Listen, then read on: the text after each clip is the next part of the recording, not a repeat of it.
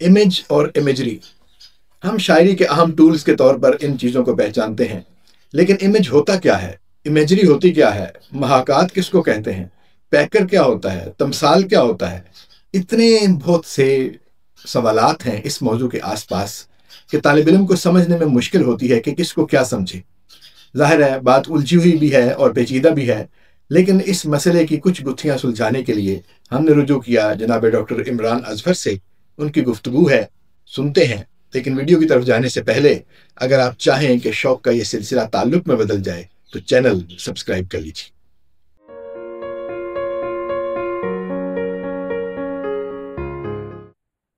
السلام علیکم۔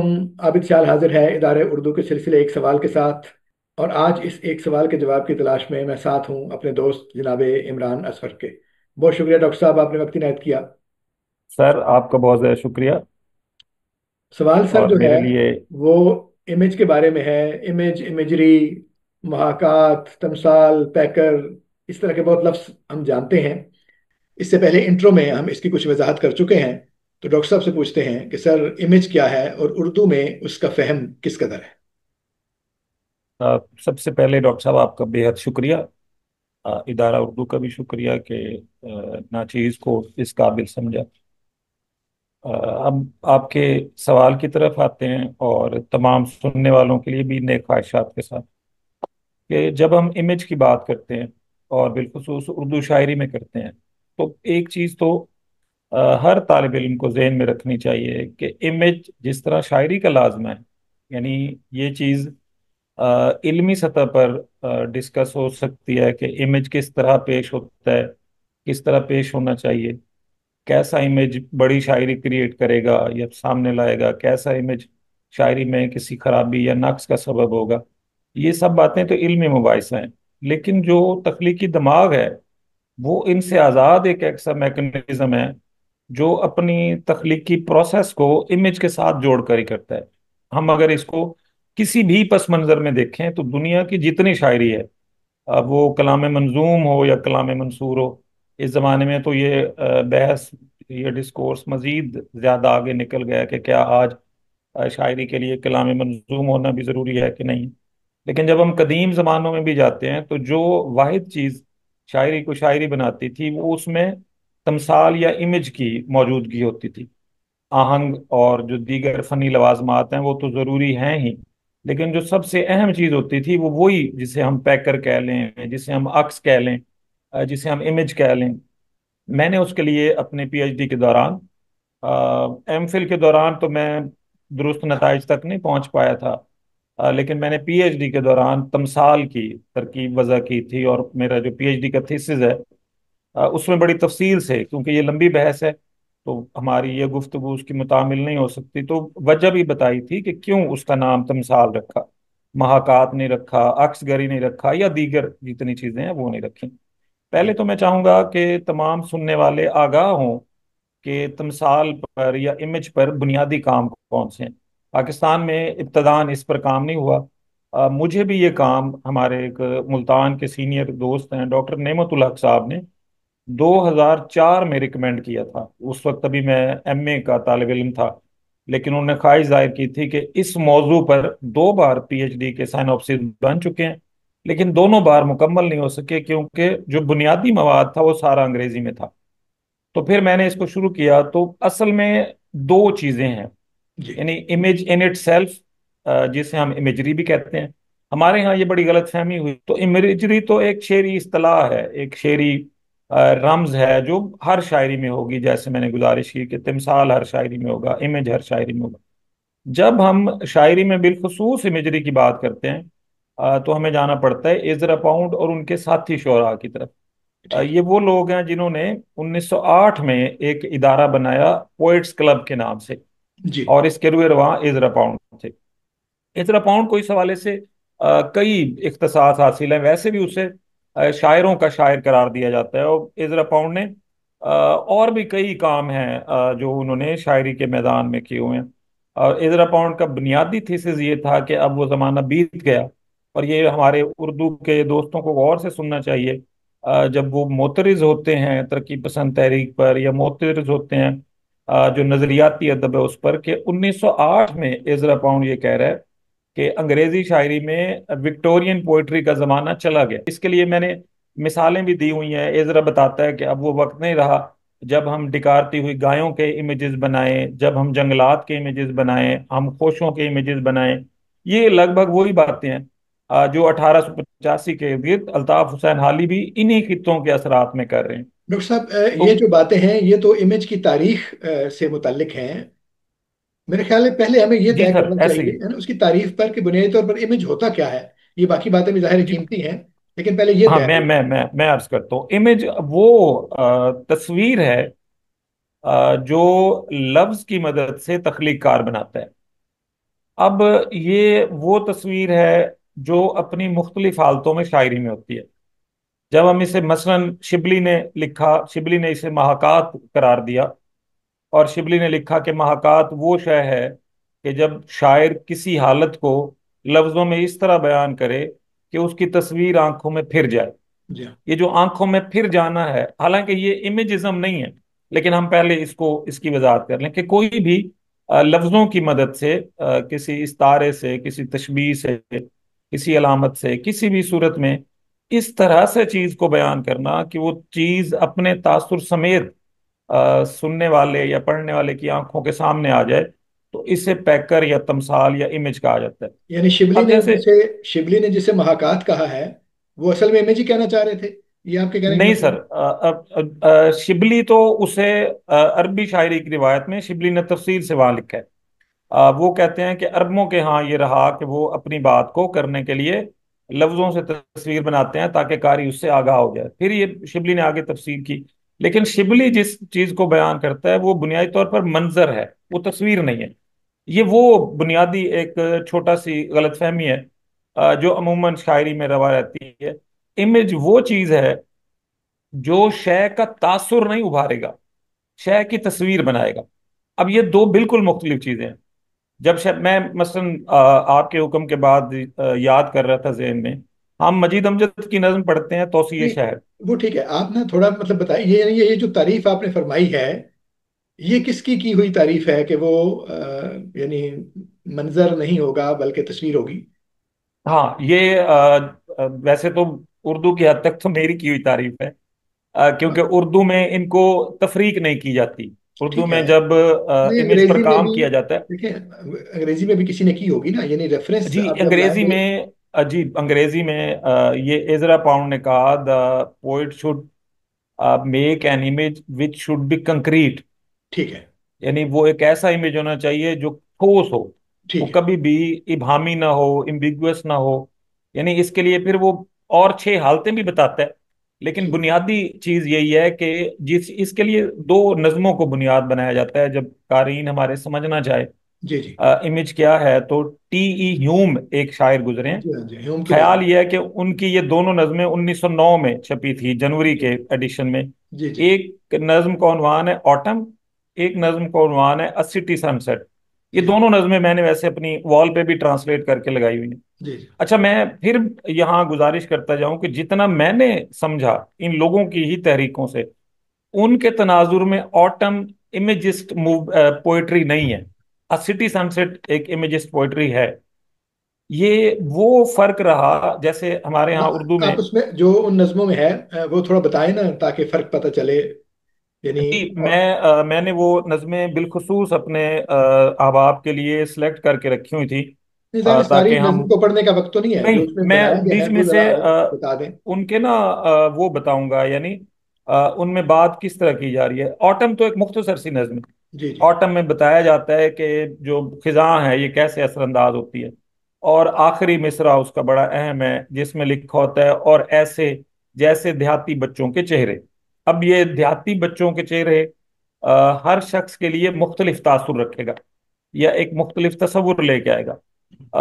Imagist movement के या इमेजिस्ट स्कूल ऑफ थॉट के लोगों का ये कहना है कि वो इमेजिज्म के मानी पर पूरा उतरेगा जिसके तस्वुर में किसी किस्म का इबाम ना हो या दो रंगी ना हो।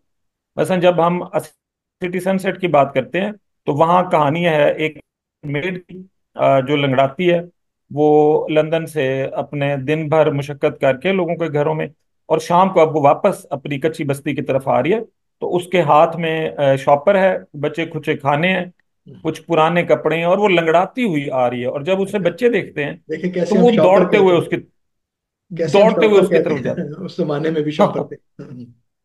تو وہ یعنی بیگز بتاتے ہیں، ہینگنگ بیگز جی ان جی ہز ایسے ہی ہینڈز، اور اس ہاں، طرح سے۔ تو اب وہ جو بچے دیکھتے ہیں تو وہ بچے دوڑتے ہیں اس کی طرف۔ اب جب بچے دوڑتے ہیں تو یہاں جو نظم ہے وہ اپنے معنی میں وسعت پا گئی، امیج سے آگے چلی گئی۔ ہم امیج تک اسے سمجھنے کی کوشش کرتے ہیں کہ آٹم میں جو 6 مصرے ہیں وہ اپنے قاری کو تاثر کی سطح پر گرفت کرتے ہیں۔ ویسے تو وہ اس کی 7 قسمیں بتاتے ہیں امیجری کی، کہ یہ سمعی ہوگا، یہ بصری ہوگا، یہ عضوی ہوگا، یہ شامی ہوگا، جو ہماری مختلف حسیات ہیں وہ ان حسیات کو کسی نہ کسی سطح پر اثر انداز ہوگا۔ لیکن جو ہم جانتے ہیں، جو ہم نے اپنی سیکھ میں دیکھا، کہ تصویر حسیات پر اثر انداز نہیں ہوتی۔ تصویر تو بصارت کی چیز ہے، تصویر وہ چیز ہے جسے ہم دیکھ سکتے ہیں۔ ہم جو چیزیں حسیات پر اثر انداز ہوتی ہیں انہیں محسوس کرتے ہیں، ٹھیک ہے، ان کا یہ تاثر یہ لیتے یہ ہیں۔ اچھا فرق جو ہے نا یہ یہاں پہ آ گیا، کہ اس کا مطلب ہے کہ ایسی شے جو آپ کو یعنی کسی حس کے ذریعے محسوس ہو، یعنی وہ آواز بھی ہو سکتی ہے، یعنی تصویر وہ کا آواز بھی ہو سکتی ہے، آواز بھی وہ ہو سکتی ہے۔ بارش کا قطرہ ہو سکتا ہے، وہ ہوں، آگ کی شدت ہو سکتی ہے، وہ اداسی ہو سکتی ہے، وہ غصہ ہو سکتا ہے۔ ٹھیک ہے، یہ سارے محاکات ہیں، یہ پیکر نہیں ہے، یہ تمثال نہیں ہے۔ ٹھیک ہے، ہر وہ چیز جو کنکریٹ فارم میں ہمارے سامنے کھڑی نہیں ہو جاتی، وہ محاکات ہے، وہ پیکر ہے، وہ عکس ہے۔ کیونکہ عکس کی خوبی کیا ہے؟ عکس یا سایہ دونوں ملتی جلتی چیزیں ہیں، یہ عام طور پر کنکریٹ نہیں ہوتے۔ استثنائی مثالوں میں تو ہم نے نہیں جانے۔ ہوں، عام طور پر کنکریٹ وہی پیکر ہے جو وجود کی حالت میں، جو جسمی حالت میں ہے۔ اب مثلا ہم اس کو اس طرح سے کرتے ہیں کہ آپ حسن قزاگر ذہن میں رکھیں، جی، اور پھر آپ آٹوگراف ذہن میں رکھیں، تمام ہمارے سننے والے، یا توسیع شہر ذہن میں رکھیں۔ ٹھیک، توسیع شہر میں درختوں کو پینٹ نہیں کیا مجید امجد نے، ٹھیک ہے، مجید امجد نے ان کے ساتھ جڑی ہوئی حسیات کو پینٹ کیا ہے، ایک انسان کی، اور ادھر سے، اور وہ آخر میں کہتا ہے کہ ایک دن آدم کی آل مجھ پر بھی ایسی ہی چھرا چلائے گی۔ جیسے وہ وہاں کہتا ہے کہ میں بے نشاں، میں پابگل، نہ رفت مقام ہے، نہ شہرت دوام ہے۔ جبکہ آپ چلے جائیں حسن کوزہ گھر میں تو جزیات کے ساتھ، یہاں نیچے گلی میں تیرے در کے آگے، یہ میں سوختہ سر۔ اب یہ سوختہ سر نے بصارت کو مزید مضبوط کر دیا۔ حسن کوزہ گر، یہ کوزے میرے دستے چابک کے پتلے، گلو رنگ و روغن کی مخلوق کے بیجن۔ وہ سرگوشیوں میں یہ کہتے حسن کوزہ گر اب کہاں ہے؟ اب یہاں میں نے تو اپنے زمانہ طالب علمی میں ایک تفریق کی تھی کہ جو امیجز یا تمثالیں کڑی در کڑی ملتی رہتی ہیں اور وہ ایک تصویر کو مزید مضبوط کرتی رہتی ہیں، وہ کسی آفاقی معنی کے ساتھ جڑ جاتی ہیں۔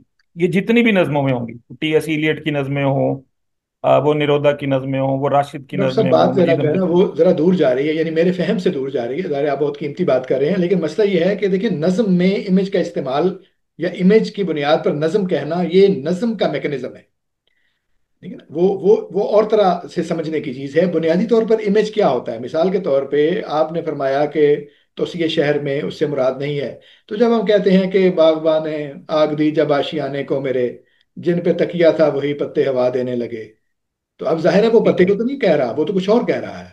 یا موسم آیا تو نخلے دار پہ میر سرے منصور ہی کا بار آیا۔ اب یہ اس طرح کے شعر یعنی بہت سارے شعر ہیں، ایک وہ اصل میں چشموں تو آئینہ بڑی خانہ ہے دہر، منہ نظر آتے ہیں دیواروں کے بیچ، تو اس سب میں کچھ نہ کچھ نظر تو آتا ہے ہمیں۔ آپ نے بڑی اچھی طرف نشاندہی کی ہے۔ جب ہم امیج کی بات کرتے ہیں، اور امیج میں بھی بصری امیج کی بات کرتے ہیں، تو یہ موضوعی وہاں بھی امیجزم میں یہی رہا کہ امیجسٹ موومنٹ مسئلہ ہے فری ورس کا۔ جب ہم غزل میں جاتے ہیں تو غزل ایک ایسے صنف نہیں ہے جو سلسلہ در سلسلہ کہانی کو نظم کرتی ہے، اس کا مزاج نہیں ہے۔ ٹھیک ہے، غزل اپنے جو پیکر بنائے گی وہ حصی ہوں گے، وہ تاثراتی ہوں گے، وہ تجریدی ہوں گے۔ لیکن جس چیز کو ہم امیجسٹ پوئٹری کہتے ہیں، وہ غزل میں اس طرح سے ممکن نہیں ہے۔ ممکن ہے کل کوئی غزل کا شاعر ایسا آ جائے जो ऐसे इमेजेस, कंक्रीट इमेजेस क्रिएट करने, वरना गजल की खूबी जो हिस्सी इमेज है या जो तासुराती इमेज है उसको क्रिएट करना है। आपने जो मिसालें दी, हम कोई भी, हम ये नहीं, और भी जैसे फारूकी साहब शकीब का के ले लें। यहाँ, जब शकीब के यहाँ भी आप नहीं समझते नए जमाने में आकर, या जफर इकबाल के यहाँ भी नहीं समझते, या इवन जो हमारे सबसे नज्म के सबसे अहम शायर थे इमेजिज्म के हवाले से, अख्तर हुसैन जाफरी, उन्होंने भी जो दो चार गजलें लिखी हैं, जब वो आते हैं, बस एक आंसू के दखल ने मंजरे वफा को बदल दिया था, बस एक मौजे खफी के आगे खसे रवां थी चटान मेरी। हाँ, ये अब यही आप जी इस पूरे शेर में से हमने एक हिस्सी तजर्बा मौसूल किया, जी जी जो इल्मी सतह पर हमें एक और डिस्कोर्स की तरफ भी ले गया, जिसने हमारी याददाश्त, हमारे इदराक को जाके, लेकिन हमने इसके नतीजे में कौन सा कंक्रीट इमेज देखा, वो हमने नहीं देखा, जुज़्व देखे। हम किसी शेर में हमने वो फारूकी साहब लग, कई चांद थे सरे आसमां के चमक चमक के पलट गए, न लहू ही मेरे जिगर में था, न तुम्हारी जुल्फ से आती। अब इसको हम कंक्रीट करें तो पहले ही इबाम खड़ा हो जाता है कि चांद तो एक होता है आसमान पे, कई चांद तो नहीं होते। तो यहाँ चूंकि मानी इस्ताराती हैं, अब वो अपना शायराना वजूद रखते हैं, तो गजल में शकीब के यहाँ भी यही है। यानी इमेजेस का एक अच्छा सिलसिला है जो तासुर को तकवीत पहुंचाता है। वो इमेजेस, जैसे आपने अख्तर साहब की बात की ना। देखिए ना, माजरत में आपकी बात काट रहा हूँ, ये जो इस आप एक सतह पे जाके ना उसको जोड़ते हैं, उसके साथ शिबली के साथ ना, महाकात की आपने जब बात की है, तो उसमें नहीं, कोई मैं तो इमेजिज्म को शिबली के साथ नहीं जोड़ रहा। मैं नहीं। ये कह रहा हूं कि उर्दू में इस डिबेट को किसी सतह पर शिबली ने पहले किया हुआ है, लेकिन जिस बात को शिबली बयान कर रहे हैं वो मंजर निगारी है, ठीक है, वो यानी तमसालकारी नहीं है। फिर सादा करते हैं बात को, कि इसका मतलब है कि यानी आजाद नज्म के तसव्वुर के बगैर इमेजिज्म का तसव्वुर नहीं है, ये फरमाना चाहते हैं अ, आप? अ, मगरबी दुनिया में और उर्दू में नहीं है, इसके अलावा कहीं इमेजिज्म का तस्वुर है तो वो हाइको में है। खुद जो मगरबी शायर हैं ठीक वो है। चीनी शायरी से मुतासिर हुए और हाइको से ठीक है। शुरू। हाइको एक मुकम्मल इमेज को पेश करती है, जी बिल्कुल कोई ठीक भी है। हाइको होगी जी हाँ। वो एक बात को मुकम्मल करेगी। और उस अच्छा फिर ये भी है कि हाइको भी अपने अंजाम पर हर नया हाइको या हर मुख्तलिफ हाइको मुख्तलिफ नतीजा अखज कर सकता है। जरूरी नहीं कि हम उसको पहले से कहीं बांध दें। लेकिन जो खुद इमेजिस्ट मूवमेंट वाले हैं, उन्होंने बुनियाद में हाइको को रखा। एक गलत फहमी जो मुझे भी एमफिल के जमाने में रही, जो कि उर्दू में लोगों ने लिखी, ये रिफत अख्तर ने लिखा अपनी किताब में अलामत से इमेज तक में, कि ये लोग चीनी की जो चीन की जो तस्वुराती तस्वीरी जबान है उससे मुतासिर थे। जबकि चीनी जो है वो तस्वीरी जबान नहीं है, वो पिक्टोरियल लैंग्वेज नहीं है। लेकिन ये एक गलत फहमी रही, क्योंकि वो इमेज बनाते हैं, और एजरा ने उसके 12 हवाले दिए। उसके लिए एक लफ्ज भी है चीनी जबान का, दरख्त। तो वो जब उसको, और सन, जब वो उनको लिखते हैं तो उनकी जो शक्लें हैं वो वजह करती हैं करीब करीब की वैसी। ऐसे वो ही है, इसका एक आदमी भी। अगला पड़ाव भी है। आदमी भी। जी, जब आदमी आदमी भी आदमी बनाते हैं तो वो ऐसे ही है जैसे आदमी होता है। वो ऐसे शुरू में ऐसे बनाते ही हैं, था, लेकिन पिक्टोरियल था। ये उनकी सीख है, उनके अल्फाबेट्स नहीं है। ये यानी उनका बनाया हुआ निजाम है। उनके अल्फाबेट्स पिक्टोरियल नहीं है मेरे मुताले के मुताबिक। ऐसा नहीं है कि उनके अल्फाबेट्स पिक्टोरियल हैं। अगर अल्फाबेट्स पिक्टोरियल होते फिर तो हर लफ्ज तस्वीरी होता, वो नहीं, कोई भी इसम लिखते तस्वीरी होता। अल्फाबेट्स तो है ही नहीं ना सर।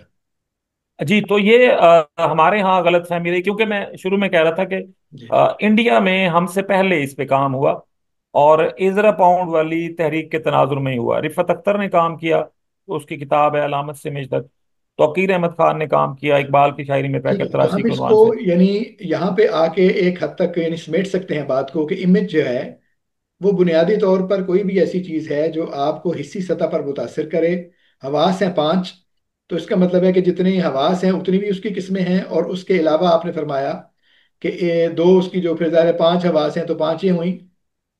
तो जी, उसमें वो दो और बढ़ाते हैं। जी हाँ। एक को वो कहते हैं उजवी तिमसाल। उजवी यानी हाँ। हवास में उज तो नहीं है ना हमारा। जी जी। यानी उसने हाथ की तस्वीर बनाई है, ठीक है। उसने नाक को रिक्रिएट किया है, कंधे ठीक को है। रिक्रिएट किया है, ठीक तो है। वो एक उजवी तिमसाल बन जाएगा। ठीक है। एक को वो कहते हैं कुदरती तिमसाल। यानी वो नेचुरल। जो फितरत के मजाहिर हैं, नेचुरल यानी कहते जब हैं अंग्रेजी में। नेचुरल ठीक नेचुरल है। जब वो मजाहिर फितरत को पेंट करेगा, تو مظاہر فطرت کو جب امیج کی صورت میں ڈالے گا تو وہ قدرت کے یا فطرت کے قریب تلک چلا جائے گا، تو وہ اس کے سات حصے بناتے ہیں، اب یہ بھی کیونکہ یہاں اردو میں پہ تو اس تھوڑا، طرح بحث ہے نہیں۔ ہاں یہ بھی اب تھوڑا مسئلہ ہوگا نا، مثلا جب آپ مناظر فطرت کو پینٹ کریں گے تو وہ ظاہر ہے کسی نہ کسی حص کے ذریعے ہی آپ تک ہاں، پہنچیں گے نا۔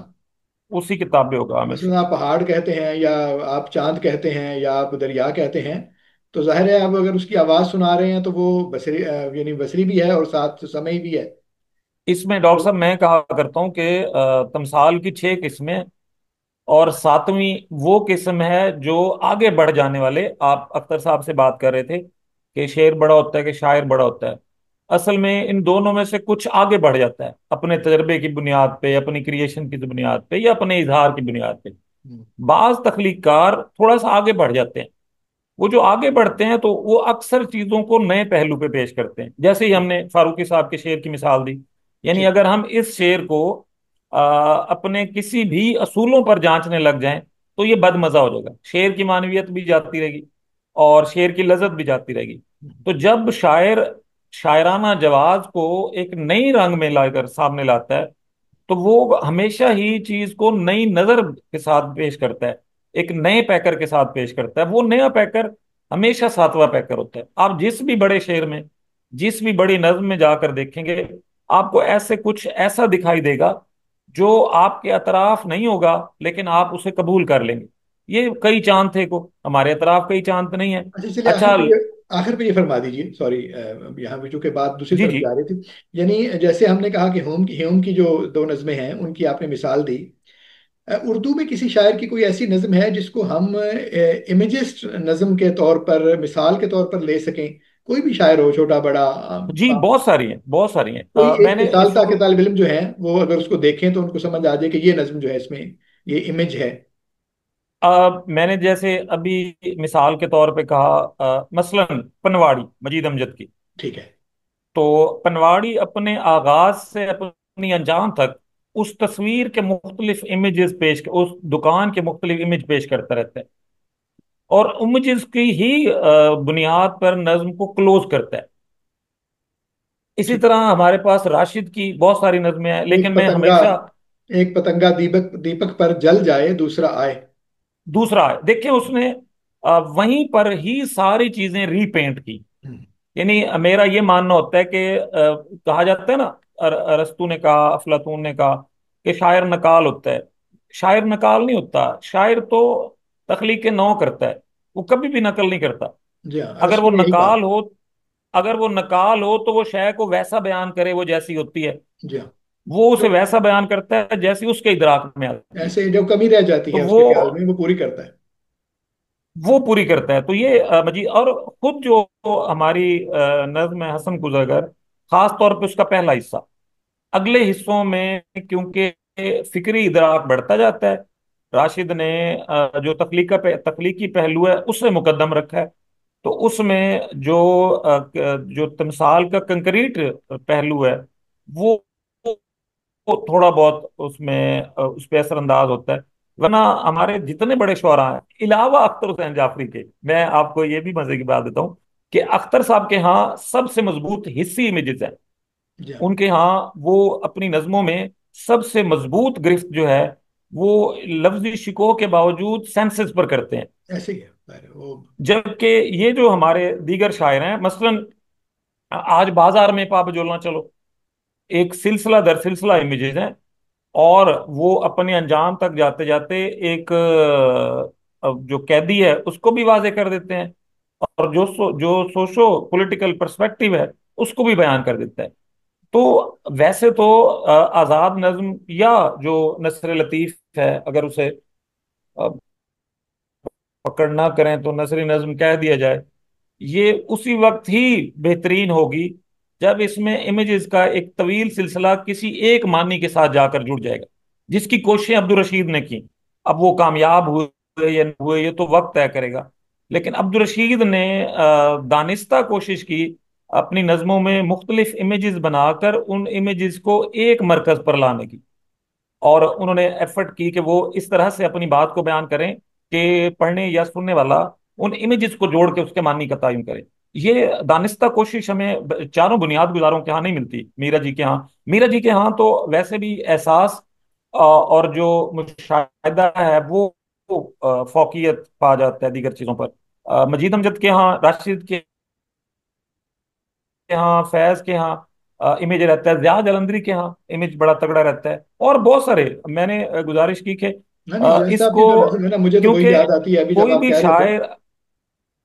अभी जब आप कह रहे थे ना, तो मुझे तो जो जिया साहब की नज्म है ना, वो बहुत ज्यादा, यानी जो उनकी नज्म बड़ा शहर है, कराची किसी देवकत केकड़े की तरह समंदर के साहिल पे पांव पसारे पड़ा है। जी, कराची। अब ये जी जी बहुत जी जी, मैं यानी, उसे याद कर, अब देखें वो, अब ये है, देखें कि इमेज किस तरह से काम करती है, कि जिया साहब इस नज्म में केकड़ा, उसके पांव पसारना और साहिल, ये तीन ऐसे इमेज बनाते हैं जो जाहिरी तौर पर कराची को पेंट करने के साथ साथ उसके पूरे फिक्री मंजरनामे को भी रिक्रिएट कर देता है सामने के दिमाग में।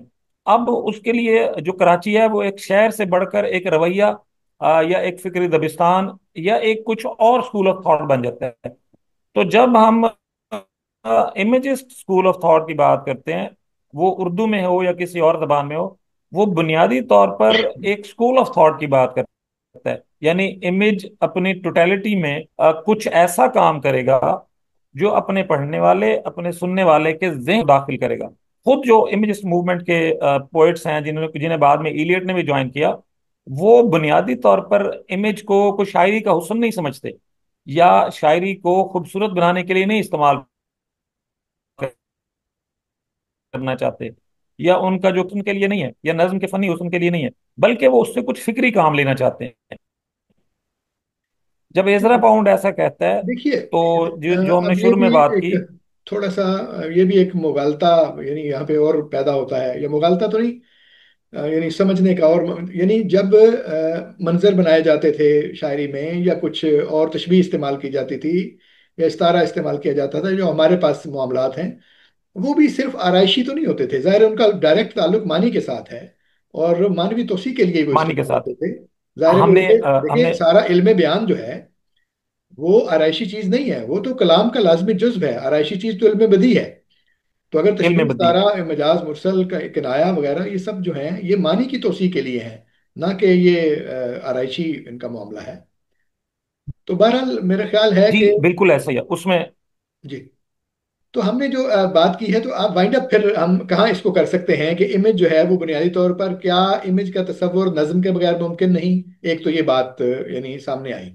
और नज्म भी वो जो यानी 20वीं सदी की नज्म है, इससे पहले की जो नज्म है उसमें भी अगर तशबीह इस्तारा किनाया वगैरह इस्तेमाल हुआ है, तो वो इमेज की इस तारीफ में नहीं आएगा जो बाद में हुई है, या जिसको अब हम इमेज कहते हैं। ये फरमाना चाहते हैं आप?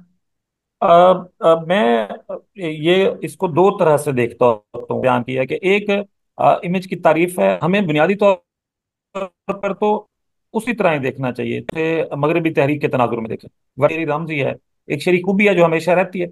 यानी शायर अल्फाज का इस्तेमाल अपना तशबीह इस्तारे को सामने लाते हुए उनसे पैकर ही बनाता है। वो पैकर कंक्रीट हो, या वो ढीले ढाले हो सकते हैं, वो तासुराती हो सकती है, कि वो मगरबी तनाजुर में देखी जाए तो ये तखसीसी मुताला होगा। अपने अमूमी मानी में शायरी का लाजमी जुज़्व इमेज है। तमसाल शायरी में हमेशा रहेगा, ये खलाक जहन के साथ जुड़ा हुआ होता है। लेकिन उसकी शनाख्त यही है कि जब भी पढ़ने वाला या सुनने वाला किसी इमेज को अपने सामने महसूस करे किसी भी शेरी मतन के बाद, तो वो असल में तमसाल को महसूस कर रहा है। इसकी खूबी ये होगी, यानी हम इमेज की बुनियाद पर शायरी का जुग्राफिया आइडेंटिफाई कर सकते हैं। जैसे हमें हमारे असातिज़ा बताते हैं कि एक शेर को पढ़ने से उसका शायर तलाश किया जा सकता है, या एक शेर की जबान से उसका अहद तलाश किया जा सकता है। इसी तरह एक नज्म के इमेज से उस नज्म का जमाना भी मुतय्यन किया जा सकता है, और उस नज्म का समाज भी मुतय्यन किया जा सकता है। ये जरूरी नहीं है कि हम उसे एजरा पाउंड वाले ही चौकटे के साथ देखें। इकबाल की सारी शायरी तस्वुर आती है, अब वो इमेज मूवमेंट के जरिए असर नहीं है। यानी आप जो इकबाल के पेश किए हुए जो इस्तारे हैं, इकबाल की जो पेश की हुई अलामतें हैं, उन्हें कोई कंक्रीट मानी नहीं दे सकते। उनके साथ इल्मी तस्वुर जुड़ा हुआ होगा, उल्म के साथ तारीखी नहीं, शुरू में जो है चलें, अब जाहिर है अब ये लंबी फिर और बात से हो आप जाएगी जुड़ा शुरू हुआ में। होगा। मैं अक्सर ये बात कहा कर। آگے جا کے جو ہیں وہ اب ہو گئی بڑی، لیکن شروع کے جو ہیں، مطلب ہمالا جو ہے وہ امیج ہی ہے سارا. یا جو شروع میں غزل میں بھی ایون آتی ہیں چیزیں، برگے گل پر رکھ گئی شبنم کا وہ موتی فطری باد امیج ہے. صبح. برگے گل پر رکھ گئی شبنم کا موتی باد صبح، ہاں اور میں یہی چمکاتی ہے گزارش کر اس رہا تھا کہ موتی کو سورج کی کرن. اب اس کے ساتھ کوئی علمی معاملہ نہیں ہے، یہ تو امیج ہے سیدھا سیدھا. میں یہی گزارش کے ہاں اقبال کے ہاں امیج یا امیجسٹ اس کا کی ساخت کا نتیجہ نہیں ہے. جب اقبال اپنی ابتدائی شاعری میں، وہ رومانوی شاعری ہو یا وہ نظمیں ہو، ان میں جو امیجز بنا رہا ہے وہ خلاق ذہن کے ہیں، جس کی ہم بات کر رہے تھے کہ امیج شاعری کا اور شاعر کا لازمہ ہے. وہ اپنی بات کی جو تکمیل ہے وہ امیج کے سہارے ہی کرتا ہے، تمثال کے سہارے ہی کرتا ہے. اس کو تین تین سطروں میں، ہم الگ الگ تین سطروں میں بات کرتے ہیں. ہم جب بھی کسی شاعری کو دیکھیں گے تو یہ ہمیں اس میں امیجز یا تمثال یا محاکات دکھائی دیں گے. جب جدید نظم کی بات آتی ہے تو اس میں پھر ریاتی نظمیں ہیں یا جن نظموں کے پیچھے کوئی سیاسی سیاق کھڑا ہے، وہاں پر امیجسٹ موومنٹ کی بات آئے گی اور وہاں تمثال کے معنی بدل جائیں گے. ورنہ اپنے عمومی مزاج میں دنیا کی تمام زبانوں میں جو شاعری ہوئی ہے ان میں امیج کسی نہ کسی حالت میں ہے. اور شاعری میں امیج کی کنکریٹ فارم کو بھی لازمی نہیں قرار دینا چاہیے کہ کنکریٹ امیج ہوگا تو شاعری بڑی ہوگی. یہ بھی ایک غلط فہمی ہے. یعنی جو ظاہر آپ ہے. نے بھی اقبال والی بھی نظمیں دی ان پر بھی ہم یہ اطلاق کر سکتے ہیں. جی جی. تو امیج شاعری کا لازمی حصہ ہے، جو شاعری کی معنویت کو بڑھاتا ہے، اس کی اثر انگیزی کو بڑھاتا ہے، اس کا جو تاثر ہے اس میں وسعت آفرینی کا سبب بنتا ہے، اور ایک بڑا خلاق زیادہ سے زیادہ امیج کریٹ کرنے کی صلاحیت رکھتا ہوتا ہے. یہ قدیم زمانے میں بھی تھا، آج بھی ہے، آئندہ بھی ہوگا. چلیں، بہت شکریہ. ایک اچھی جگہ پہ آ کے وائنڈ اپ کیا ہم نے معاملے کو. اور چونکہ بات تھوڑی یعنی بکھری ہوئی بھی ہے، یعنی ویسے بھی فکری طور پر، اور اس میں تھوڑا سا پیچیدگی بھی ہے، تو لہٰذا کچھ حد تک ہم نے اس کو پکڑنے کی کوشش کی. آئندہ جب مزید گفتگویں ہوں گی تو اور معاملات اجاگر ہوں گے. بہت شکریہ، آپ نے بڑی وضاحت کے ساتھ ان ساری باتوں پر روشنی ڈالی اور وقت عنایت فرمایا. امید ہے کہ ہمارے دوستوں کو یہ باتیں پسند آئی ہوں گی.